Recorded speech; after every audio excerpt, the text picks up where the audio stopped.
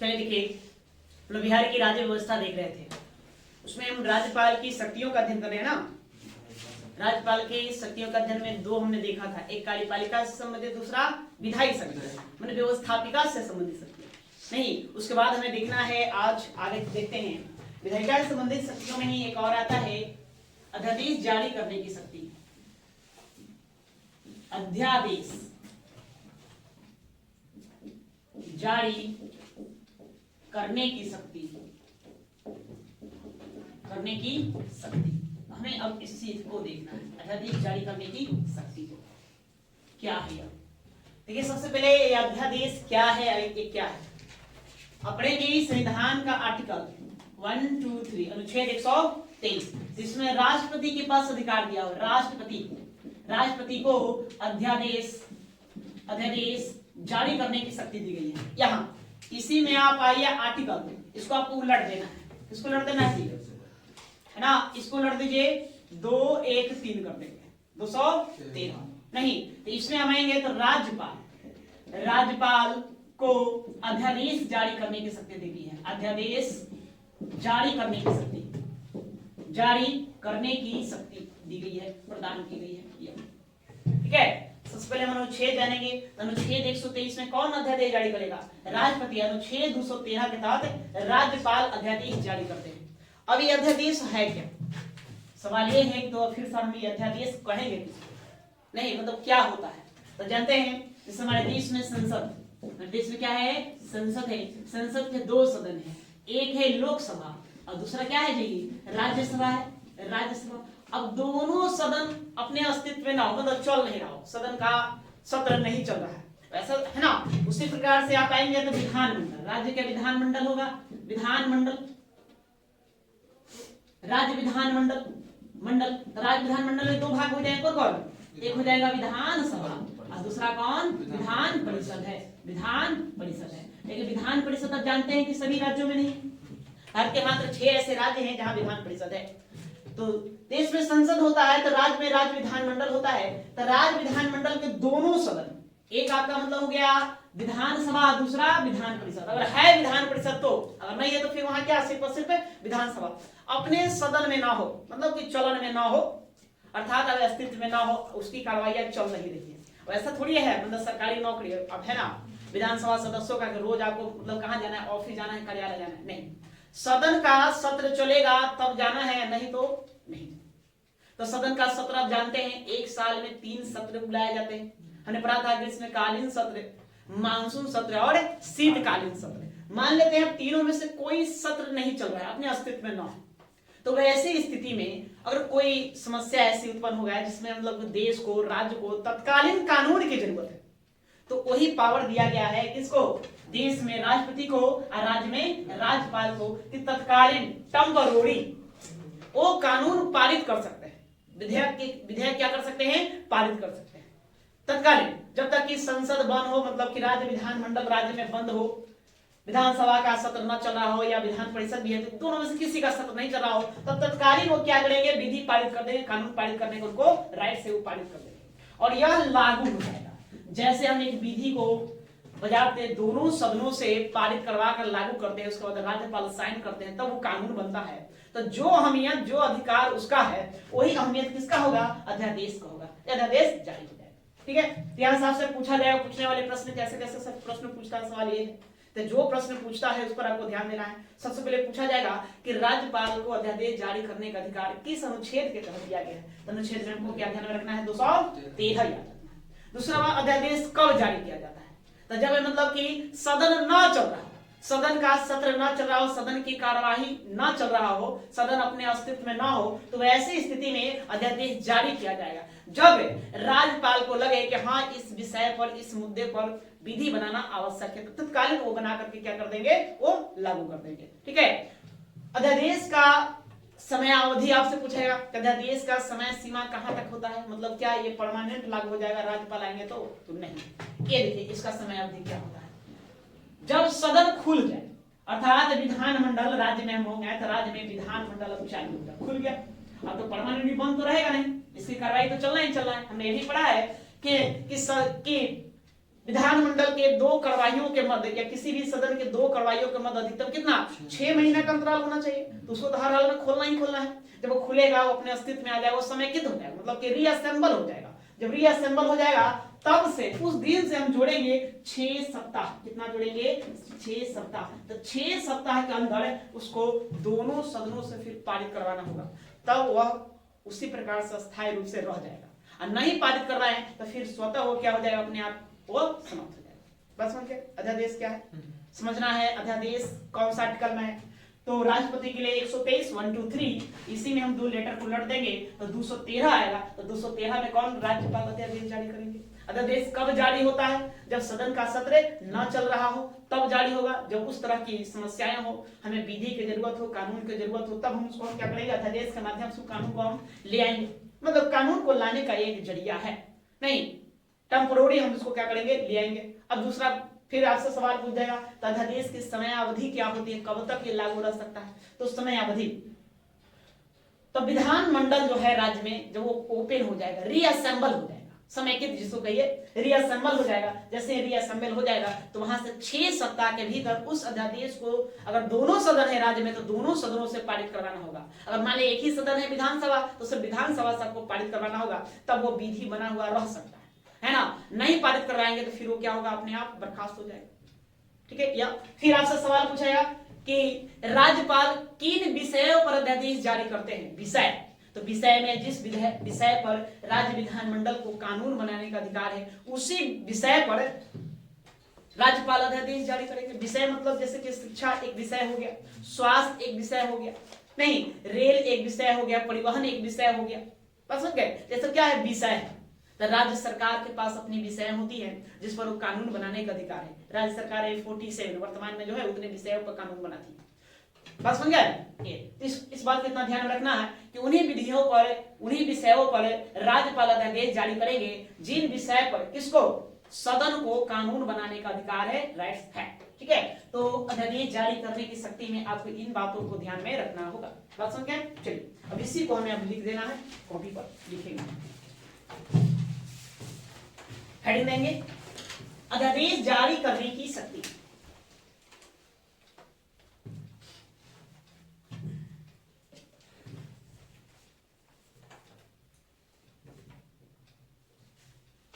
अध्यादेश जारी करने की शक्ति।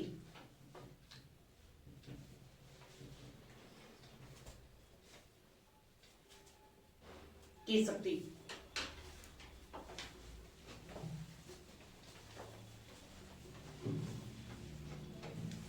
लिखेंगे भारतीय संविधान के अनुच्छेद 213, भारतीय संविधान के अनुच्छेद 213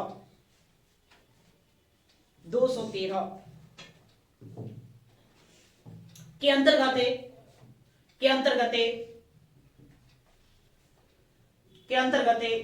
राज्यपाल को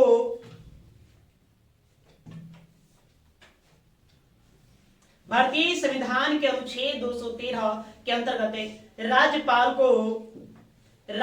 को अध्यादेश जारी करने की शक्ति प्रदान की गई है। अध्यादेश जारी करने की शक्ति प्रदान की गई है।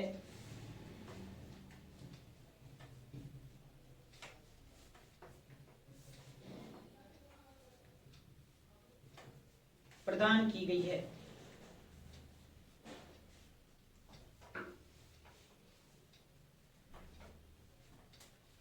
राज्यपाल इन शक्तियों का प्रयोग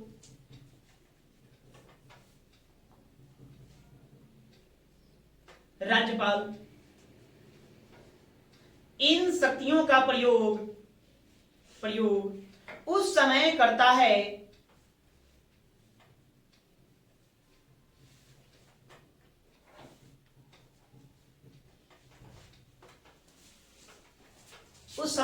है जब उस राज्य की विधानसभा, एक मिनट रुकेंगे, उस राज्य की विधानमंडल शब्द का प्रयोग किया, उस राज्य की विधानमंडल के दोनों सदन के दोनों सदन, दोनों सदन, वहीं पर रुकेंगे, के दोनों सदन, कोष्ट में लिखिए। मैंने जहां दोनों सदन नहीं है तो सिर्फ विधानसभा, दोनों सदन है तो विधानसभा विधान परिषद दोनों, कोष्ट में लिखेंगे जहां विधानसभा और विधान परिषद दोनों हो, जहां विधानसभा और विधान परिषद दोनों हो,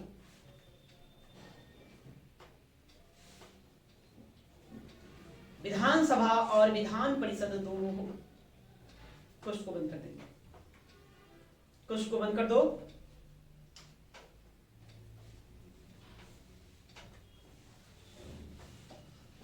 ठीक है, अब आगे चलिए, लिखेंगे क्या लिखे थे, जब उस राज्य के विधानमंडल के दोनों सदन का सत्र न चल रहा हो, न चल रहा हो,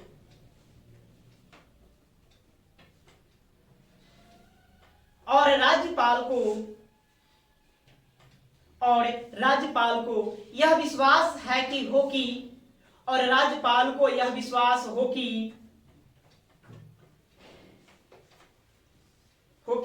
ऐसी परिस्थितियां विद्यमान है, ऐसी परिस्थितियां विद्यमान है, विद्यमान है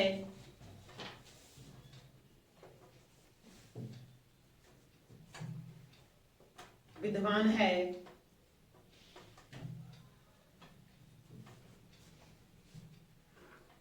जिनके कारण शीघ्र कार्यवाही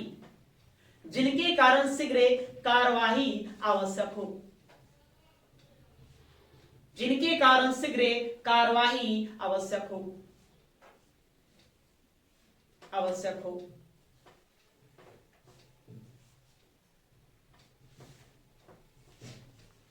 ठीक है, अगला पॉइंट आगे, राज्यपाल उन्हीं विषयों पर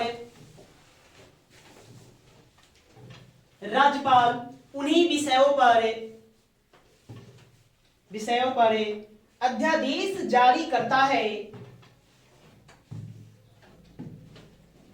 राज्यपाल उन्हीं विषयों पर अध्यादेश जारी करता है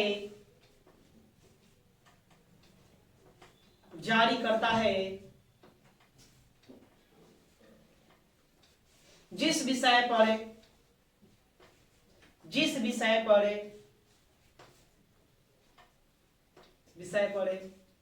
राज्य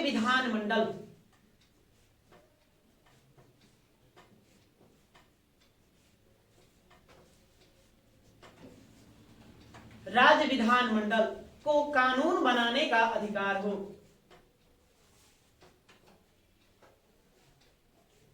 राज्य विधानमंडल को कानून बनाने का अधिकार हो।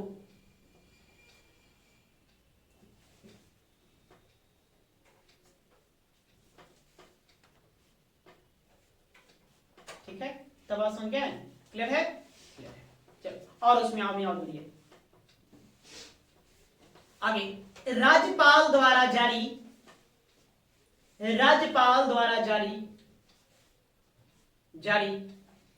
अध्यादेश का वही बल और प्रभाव होता है, राज्यपाल द्वारा जारी अध्यादेश का वही बल और प्रभाव होता है जो राज्य विधानमंडल द्वारा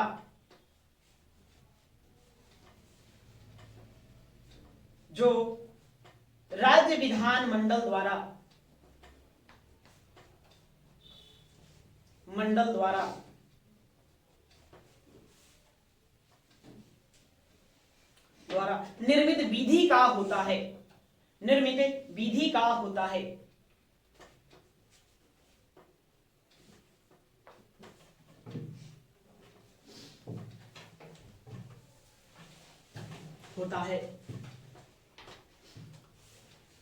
नेक्स्ट पॉइंट, एक पॉइंट और लिखो, एक पॉइंट और।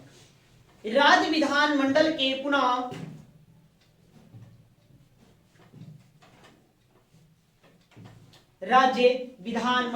पुनः समेकित, यहां शब्द का प्रयोग करेंगे समेकित,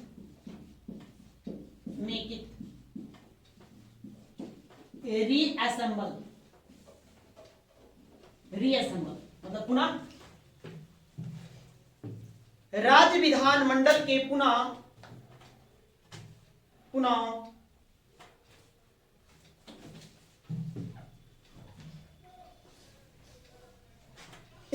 समेकित होने के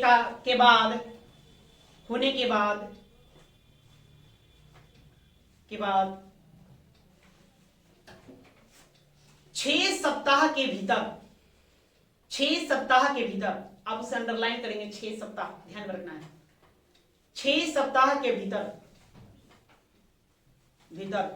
अध्यादेश को पारित कराना अनिवार्य है, पारित कराना अनिवार्य है।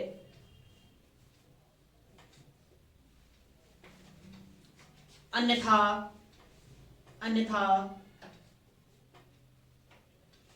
वह स्वतः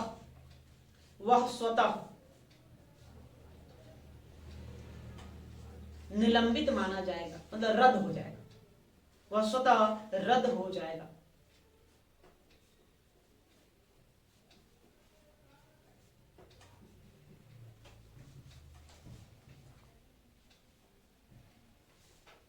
ठीक है, क्लियर है? तो अध्यादेश समझ गए आप लोग? नहीं, आर्टिकल 213 में वर्णन है, कौन जारी करेगा? राज्यपाल जारी करेगा। कब? जब विधानसभा का सत्र न चल रहा हो या विधानमंडल का सत्र न चल रहा, जहां दोनों है वो न चल रहा हो तब। नहीं, इसको इमरजेंसी में हम लेकर आएंगे। जब एक बार लागू हो जाए तो कितने समय तक लागू होगा?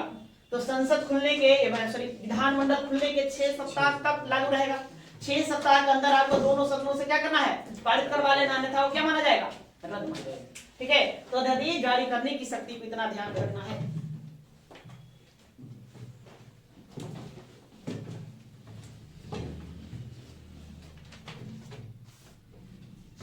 आगे ये अगला शक्ति देखेंगे।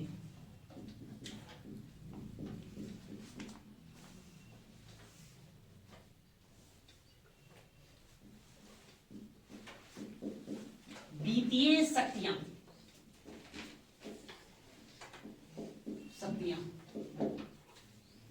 फाइनेंशियल पावर, वित्तीय शक्तियां, फाइनेंशियल पावर।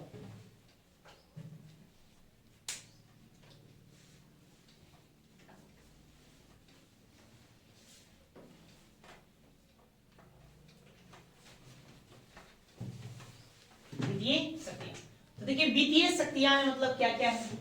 सबसे पहले हमें यहाँ पर क्या क्या पॉइंट आपको जानना है। एक आपको जानना है आर्टिकल 202 अनुच्छेद 202। नहीं, वित्तीय पावर मतलब जहां रुपए पैसे की बात है, बजट की बात है, कर लगाने की बात है, तो उसमें भी इनकी शक्तियां दी गई हैं। तो अनुच्छेद पहले इसमें एक आर्टिकल आपको जानना है, अनुच्छेद 202। इसमें साफ साफ स्पष्ट उल्लेखित है कि राज्यपाल है ना प्रत्येक वित्तीय वर्ष में राज्य का बजट को रखवाएगा। जो भी लेखा जोखा होगा, अनुमानित लेखा जोखा राज्य का, उसको क्या करेंगे? राज्य विधानमंडल में रखवाने का काम करेंगे।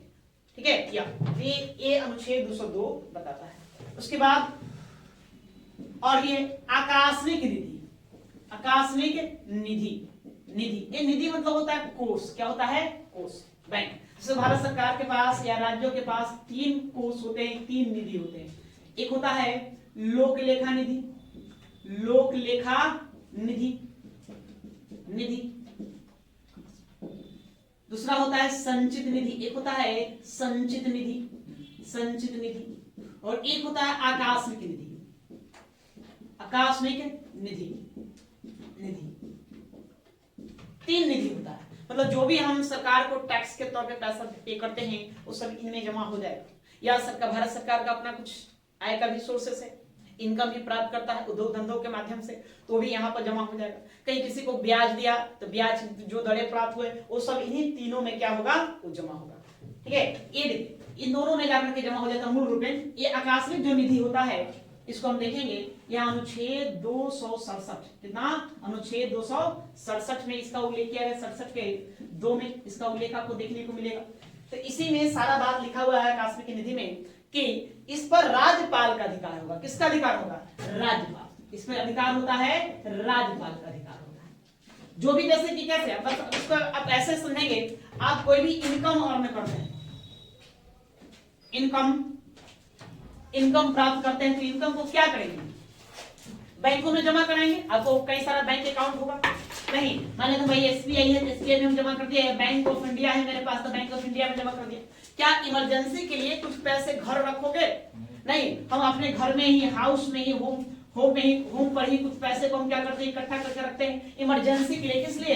इमरजेंसी के लिए, आपातकाल के लिए ये रखते हैं। तो बस ये वही मान लेना है, मान लेना कि ये दोनों भारत सरकार का बैंक अकाउंट है, जहां ले जाकर पैसा हो क्या होगा, संचित होगा, जमा कर दिया जाएगा। और एक होता है आकस्मिक निधि, है ना, या इमरजेंसी के लिए पैसा पड़ा हुआ रहता है, इमरजेंसी। दोनों जगहों से पैसा निकालने के लिए वित्त मंत्री का हस्ताक्षर चाहिए, मैंने बहुत सारी प्रक्रिया होता है ना। आप राज्य विधानमंडल में जाएंगे, वहां से प्रक्रिया द्वारा आपको गुजरना पड़ेगा, तब जाकर के यहाँ से आपको वो बिल पारित होगा। आप उसमें से पैसा निकाल सकते हैं, खर्च कर सकते हैं कुछ योजनाओं के लिए या अन्य कार्यों के लिए। तो इसके लिए क्या होना चाहिए? राज्य विधानमंडल को अस्तित्व में होना चाहिए, सदन चल रहा होना चाहिए। और सदन न चलेगा तो फिर कैसे करेंगे? नहीं, सदन नहीं चल रहा है, हमें पैसे की जरूरत हो गया तो क्या करोगे? जैसे सपोज है, ये दोनों में पैसा कब आप निकालेंगे? जब बैंक खुला रहेगा तभी। बैंक खुला हुआ नहीं है, बैंक बंद है किसी कारण बंद, या उस दिन संडे को बैंक बंद रहता है, आपको पैसे की एकदम इमरजेंसी हो गई, जरूरत हो गया, तो तुम क्या करोगे जी? पैसा आपके पास नहीं है तो दो काम, आप कर्ज लेंगे, मित्रों से सहयोग प्राप्त करेंगे, भाई कुछ पैसे दे दो, नहीं तो किसी से कर्ज लेना पड़ेगा, या फिर इंतजार करो बैंक खुलेगा तो वहां जाएंगे, अपना पैसा हम निकाल कर ले आएंगे। नहीं, तो इसीलिए लोग क्या करते हैं, इमरजेंसी में कुछ पैसे गड़बड़ रख लेते हैं। तो वैसे ही आकस्मिक निधि है जिस पर राज्यपाल का अधिकार होगा। किसका अधिकार होगा? सिर्फ और सिर्फ राज्यपाल का अधिकार होगा। राज्यपाल मात्र उनको साइन कर देने से वो पैसा आपको निकल जाएगा, और आपको जो भी इमरजेंसी के तौर पर चाहिए आप उसको ले जा सकते हैं। ठीक है, तो बात समझिए, इसको क्लियर है? तो आकस्मिक निधि पर सीधा सीधा प्रश्न पूछा जाएगा कि आकस्मिक निधि पर किसका राइट्स होता है, किसका अधिकार होता है? किसका अधिकार होता है? राज्यपाल का अधिकार। केंद्र की बात करें तो केंद्र में वो है ना, राष्ट्रपति का अधिकार होता है केंद्र में। तो केंद्र में इस आकस्मिक निधि में राज्यपाल के पास 500 करोड़ जमा रहता है। कितना जमा रहता है? 500 करोड़ वो राष्ट्रपति के लिए होता है। तो राज्यपाल के लिए कितना होगा? तो राज्यपाल के लिए कोई फिक्स नहीं है, ये सभी राज्यों के लिए अपना अलग अलग चलता है। बस समझिए, ये बदलते रहता है डेटा, परिस्थितियों के अनुसार, समय के अनुसार उसमें देखा जाता है। जैसे वर्ष 2009 में हमने केंद्र सरकार को बढ़ाकर कितना कर दिया? 500 करोड़ कर दिया, तो अब 500 करोड़ उनके पास रहता है। राज्य, सभी राज्यों का अलग अलग रहता है, राज्य का बजट देखा जाएगा। जैसे सिंपल सी बात, इनकम तुम भी अपना देखोगे, घर में कुछ पैसा रखेंगे, कितना इमरजेंसी में देखूंगा ना हमको किस तरह का कार्य करना है, और मेरी इनकम क्या है। अब रोज का हम 500 रुपया कमा ही रहे हैं, तब घर पर कितना रखेंगे? कोई व्यक्ति रोज का 500 कमा रहा है ना, कोई 5000 कमा रहा है, कोई 50,000 कमा रहा है, तो उसी हिसाब से वो क्या करेगा? इनकम अपना घर पे रखेगा ना। ये सब कोई बराबर रखेगा? बिल्कुल सब बराबर नहीं रखेगा, सब अपना अलग अलग रखेगा। ठीक है, एक जैसा वो रख नहीं सकता है। क्लियर है बात? नहीं, इसीलिए यहाँ पर फिक्स नहीं है, तय नहीं है, मतलब आप कितना रखेंगे। इतना लेट का है यार, बात नहीं करो, चलो बैठो। बात समझ क्लियर है? ओके, चलो, तो इसको पहले आप लिखिए, उसके बाद हम आगे का पॉइंट्स लिखेंगे। तो वित्तीय शक्तियां में फाइनेंशियल पावर,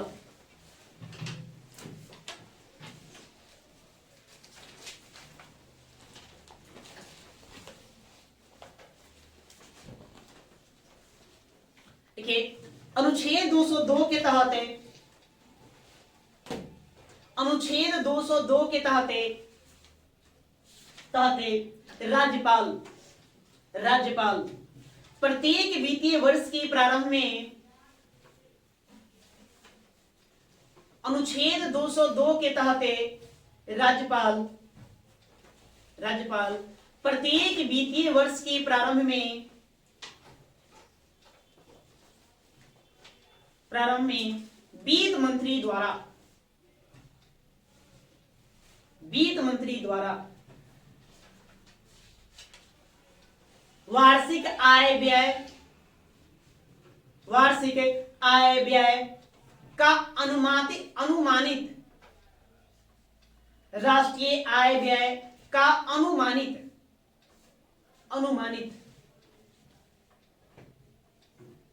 विवरण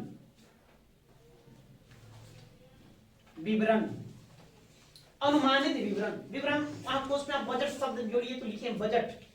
बजट लिख देंगे कुछ में, बजट विधानमंडल में रखवाता है, विधानमंडल में रखवाता है।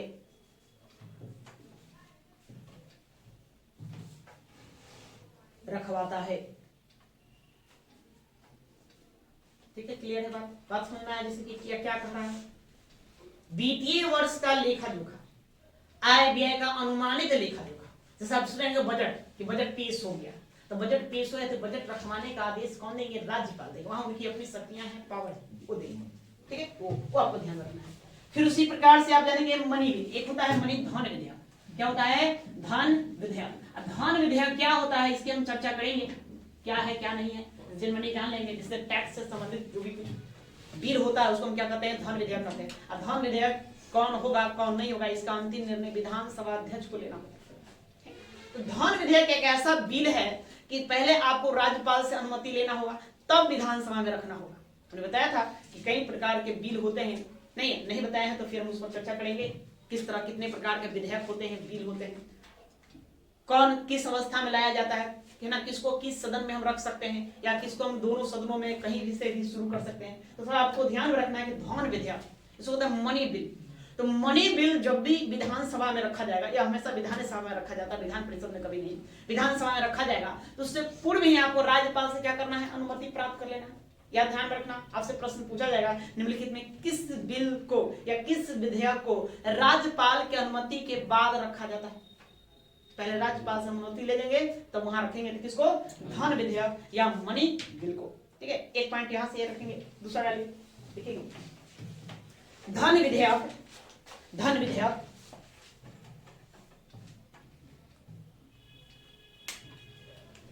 धन विधेयक राज्यपाल की अनुमति के बाद ही,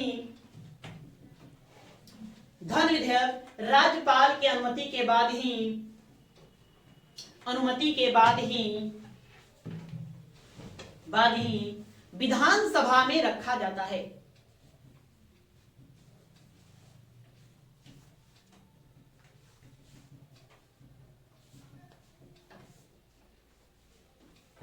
विधानसभा में रखा जाता है।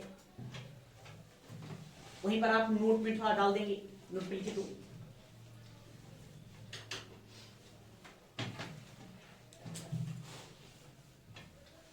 कौन सा विधेयक धन विधेयक होगा? कौन सा विधेयक धन विधेयक होगा?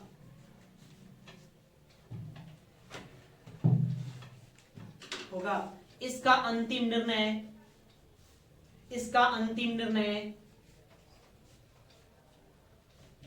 निर्णय विधानसभा अध्यक्ष करता है। विधानसभा अध्यक्ष करता है।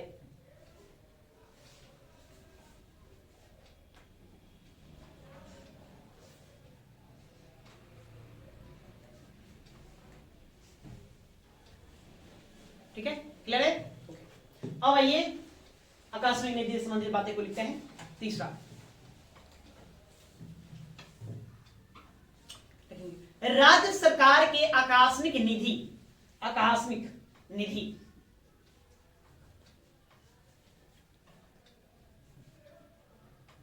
राज्यपाल के राज्य सरकार के आकस्मिक निधि पर, राज्य सरकार के आकस्मिक निधि पर राज्यपाल का अधिकार होता है।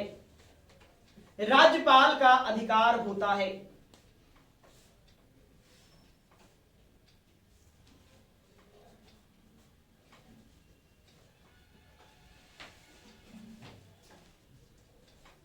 किसी आकस्मिक खर्चे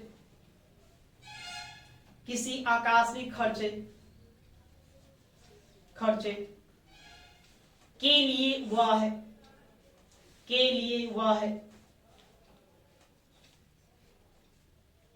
वह राज्य सरकार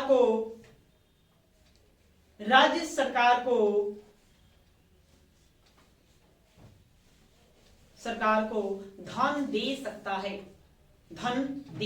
है।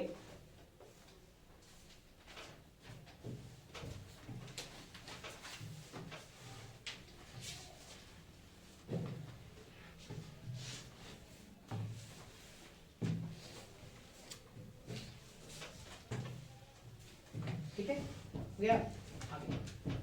नेक्स्ट अगला लिखिए, एक और लाइन। राज्यपाल राज्य के आम व्यय, जो भी मतलब खर्च हो, आम व्यय के संबंध में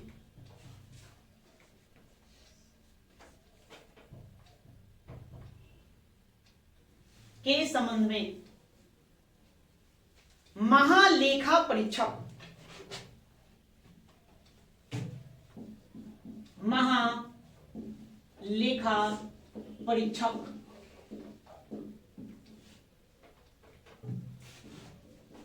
क्वेश्चन आप लिख देंगे CAG, बता रहे क्या है यह, महालेखा परीक्षक के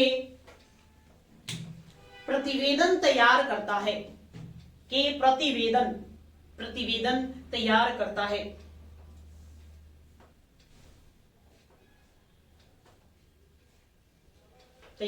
है और उन्हें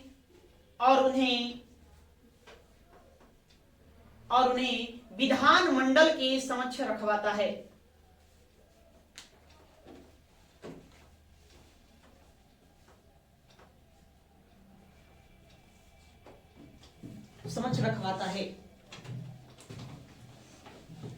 क्या कहना चाह रहा है? जैसे सरकार, आप समझते गवर्नमेंट, सरकार आखिर है क्या? मूल रूप में अगर देखेंगे सरकार तो क्या है? सरकार एक तरह से ट्रस्टी को कहते हैं। जो भी सरकार के पास धन है, धन पैसा, ये सब पैसा किसका है जी? सब जनता का है। लेकिन इन पैसों को देखभाल करने का जिम्मा किसके पास है? सरकार के पास है। सरकार एक ट्रस्टी के तौर पर, वैसे समझिए ट्रस्टी के तौर पर जनता के पैसे का देखभाल करता है और उसका समुचित प्रयोग करेगा। मतलब कि इस प्रकार से उसका प्रयोग करेगा कि सबका विकास हो, ज्यादा से ज्यादा लोगों का कल्याण हो।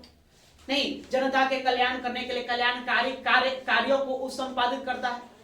एक जनता को जो चाहिए, जैसे उसका जो बेसिक नीड है ना, खाना, पानी, बिजली, शिक्षा, स्वास्थ्य, सड़कें, तो इन सब को वो बनाकर आपको देगा। सब चीज का व्यवस्था करने को काम करे, तो कहां से व्यवस्था करेगा? बिना पैसे का नहीं, पैसे करेगा। तो इन पैसों का प्रयोग सरकार करता है एक ट्रस्टी के तौर पर, लेकिन सारा पैसा किसका होता है? जनता का होता है, आम जनमानस का होता है, जिसका प्रयोग वो आम जनमानस पर ही करता है। तो इसमें वो धोखाधड़ी भी कर सकता है, घोटाला जिसको कहिए आप आमतौर पे, वो भी तो कर सकता है ना, कर सकता है। तो इसकी जांच करने के लिए, सबका जांच होता है। हम आपको पढ़ाएंगे, जब भारत का पॉलिटी पढ़ेंगे तो हम आपको पढ़ाएंगे समितियों के बारे में, कुछ समितियां, जैसे हम आपको पढ़ेंगे प्राक्कलन समिति, इसका अध्ययन हम करेंगे। कोई बार अध्ययन करेंगे लोक लेखा समिति। जनमनी होता क्या है? सर मान लेते हैं हम शिक्षा पर खर्च कर दिए, भाई शिक्षा पर हम खर्च करते हैं 1000 करोड़, इतना हमको शिक्षा पर खर्च करना है। अब ये हुआ बात है ना, इस राज्य के बच्चों को पढ़ाना है, पढ़ाने के लिए उस शिक्षा पर अच्छे भवन बनवाना है, स्कूल बनवाना है, वो स्कूलों में बेंच वगैरह ये सब की व्यवस्था करना, शिक्षक है उनको सैलरी देना, अन्य प्रकार के और भी कार्य इतना हम खर्च करना है। तो ये सारा चीज है। सबसे पहले प्राक्कलन समिति क्या करेगा? वो खाका तैयार करेगा, यह मितव्ययता के सिद्धांत को अपनाता है। वो मतलब रिपोर्ट तैयार करके आपको देगा कि कम से कम खर्चा में ज्यादा से ज्यादा काम कैसे कर सकते हैं। बस समझे, ये इसका काम है। आप जब खर्चा कर लिए, यहाँ पर बैठा है लोक लेखा समिति, को बैठा है लोक लेखा समिति। इस समिति को जांच करता है खर्चों का, कि जिस मद के लिए, जिस काम के लिए हमने आपको पैसा दिया, तो क्या आपने उस मद पर काम किया कि नहीं किया, सही तरीके से काम हुआ कि नहीं हुआ। नहीं, कहीं गड़बड़ सरबत तो नहीं हो गया, गड़बड़ी तो नहीं न पाया गया, घोटाला वगैरह तो नहीं ना हो गया। तो ये लोक लेखा समिति तय करता है। तो इसमें बैठे हुए कौन लोग रहते हैं? तो ये विधानसभा के सदस्य ही इसके मेंबर होते हैं, इसके मेंबर होंगे। नहीं, इसमें हमेशा विपक्षी दल का जो लोग होता है, विपक्ष का जो नेता होता है, इसका क्या बनता है? अध्यक्ष बनता है। तो विपक्ष का अध्यक्ष कौन? अब खर्चा हम ही करेंगे, हिसाब हम ही रखेंगे, तो कौन सा बात है? ये तो प्राकृतिक न्याय के विरुद्ध ना। खर्चा करेंगे 100 रुपया, तो हिसाब हमने रखना, लिख देंगे 200, सिंपल सी बात है। इसलिए खर्च कोई और करेगा, तो खर्च जो सत्ता में रहता है, सत्ताधारी जो दल है, वो खर्चा करेंगे। हिसाब किताब रखने के लिए सत्ताधारी दल के मेंबर रहेंगे, लेकिन उसका अध्यक्ष कौन रहेगा? विपक्ष का रहेगा। तो भाई तुम सही जांच करो, तुम विपक्ष में हो, है ना, तो बेजोड़ चीज है। अब इसी में एक अधिकारी होता है, सिविल सर्वेंट, आईएएस अधिकारी, इसको कहते हैं सीएजी। क्या कहते हैं? CAG, controller auditor general. Controller auditor general, नियंत्रक व महालेखा परीक्षक। अब ई क्या करेगा? ई बैठे बैठे सब आपका जांच करेगा, सब देखेगा, सब। अब इसका काम है जांच करना, ये भी जांच करेगा ऊपर से। नहीं, एक तरह से कहेंगे लोक लेखा समिति सीएजी के कार्यों में क्या करते हैं? सहायता करते हैं, मदद करते हैं। मेन मालिक ये है हिसाब किताब रखने में। कैसे मतलब होता है, अब कोई व्यवसाय कर रहे हैं तो पैसे के हिसाब निकाल रखने के लिए एक लोग मतलब क्या रख लेता है? अकाउंटेंट रखता है ना जी, कहते हैं मेरा अकाउंटेंट है, वही बताएगा हिसाब किताब क्या है। तो ये सब जांच पड़ताल करेंगे। नहीं तो है ना, इन्हीं के प्रतिवेदनों को तैयार करने का जिम्मा किसको दिया गया है? राज्यपाल। वो प्रतिवेदन तैयार करता है, मतलब कैसे कैसे किस तरह से हिसाब वगैरह रखना है। केंद्र में अपना राष्ट्रपति तैयार करते हैं, राज्य में कौन तैयार करेंगे? राज्यपाल तैयार करेंगे। ठीक है, सीएजी के प्रतिवेदनों को ही हमने लिखा कि महालेखा परीक्षक के प्रतिवेदनों को क्या करता है? तैयार करता है। तो क्लियर है? तो राज्यपाल की वित्तीय शक्तियां हमको क्या कहना है कि क्या करेंगे? बजट पेश करने के लिए बोलेंगे। हाँ, कहीं वही बजट रखो, जैसे ये साल का वित्तीय वर्ष आएगा, वित्तीय वर्ष कब से कब है जी? जानते हैं? मार्च अप्रैल, अप्रैल टू मार्च, उल्टा चलेंगे ना। हम कहाँ शुरू करें? अप्रैल से शुरू करें, अप्रैल मई जून जुलाई अगस्त जाते हुए कहाँ पहुंच जाएंगे? मार्च। मार्च मेरा लास्ट होता है। नहीं सुने हो ना, मार्च क्लोजिंग चल रहा है तो कहते हैं जनवरी के मार्च क्लोजिंग चल रहा है, मतलब मार्च के महीने में सब हिसाब किताब करता है पूरा।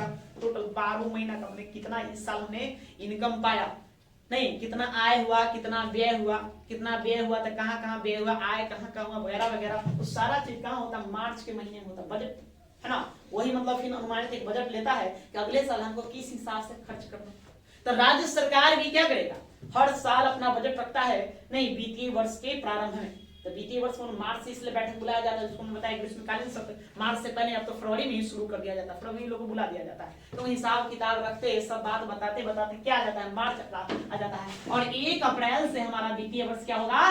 प्रारंभ हो जाएगा, जो कब तक चलेगा? 31 मार्च तक चलेगा। ये मतलब एक तरह से देखेंगे तो वित्तीय वर्ष की लास्ट तारीख होती है और ये कैसा होती है? प्रथम तारीख, प्रारंभ में।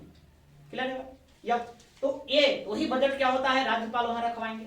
दूसरा फिर हमने जाना कि जो भी धन विधेयक होता है, धन विधेयक को विधानसभा में रखने से पूर्व आपको क्या करना होगा? राज्यपाल से अनुमति प्राप्त कर लेना होगा। राज्यपाल पहले बोल देंगे तभी रखना है, अन्यथा नहीं रखना। या चलो है ना, दूसरा बात। तीसरा बात हमने बताया कि आकस्मिक जो निधि होता है, वो आकस्मिक निधि पर किसका नियंत्रण होता है? राज्यपाल का नियंत्रण होता है ना। उसमें जो भी पैसा जमा है, इमरजेंसी के लिए जमा है, वो इमरजेंसी फंड है, उस पर राज्यपाल का नियंत्रण होता है। राज्यपाल का मात्र एक साइन करने से वो पैसा आपको दे दिया जाएगा, आप खर्च अपना कर सकते हैं। या और फिर महालेखा परीक्षक के प्रतिवेदनों को कौन तैयार करते हैं?